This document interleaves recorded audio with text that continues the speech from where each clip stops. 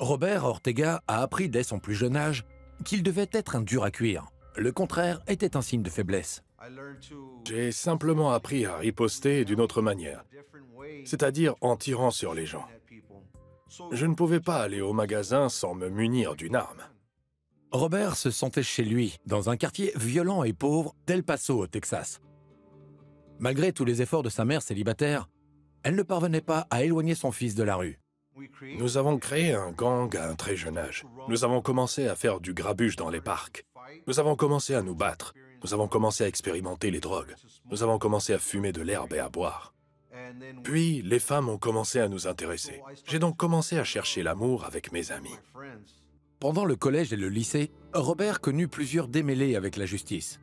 À 19 ans, il fut condamné à 5 ans de prison pour possession d'une arme non enregistrée. Il se tourna à nouveau vers les gangs. Ils étaient ma famille. J'avais l'impression d'être important. J'étais une personne qui ne tolérait rien.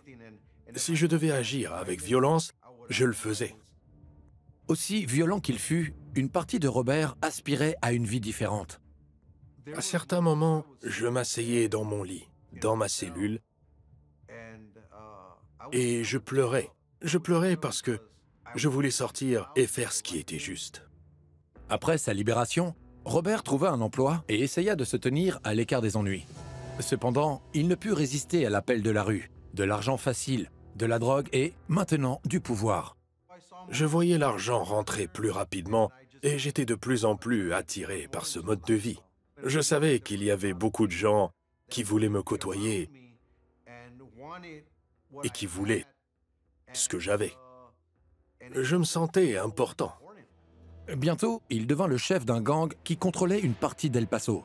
Pourtant, au fur et à mesure que sa notoriété grandissait, un sentiment de dépression et d'anxiété s'installait. Vous portez un masque qui fait croire que tout va bien se passer. Mais au fond de soi, c'est une autre histoire. J'ai donc commencé à construire des murs autour de moi. En 2002, il rencontra Myriam. Ensemble, ils poursuivirent leur chemin destructeur dans la drogue et la violence. Dès lors, notre vie s'est assombrie. Nous avons vécu une vie de conflit. Nous étions accros à la drogue. Nous avons fait beaucoup de choses qui nous ont causé beaucoup de regrets. La dépression s'est accentuée. L'anxiété s'est accrue. Après 10 ans d'addiction, de violence et de dépression, Robert en eut assez. Cela se passa un matin après une fête qui avait duré toute la nuit. Je me sentais sale. Je ressentais tellement de douleur. J'étais dans la détresse. Je ressentais une telle agonie. Je me suis agenouillé et j'ai demandé au Seigneur. J'ai en quelque sorte crié. J'ai dit, « Si tu es réel, aide-moi. » Quelque chose a touché mon épaule. J'ai regardé sur le côté pour voir ce que c'était. J'ai ressenti un sentiment de paix.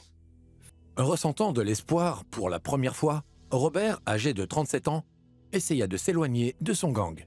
Il commença également à aller à l'église, mais ses dépendances dirigeaient toujours sa vie. Je ne savais pas comment échapper à ce mode de vie.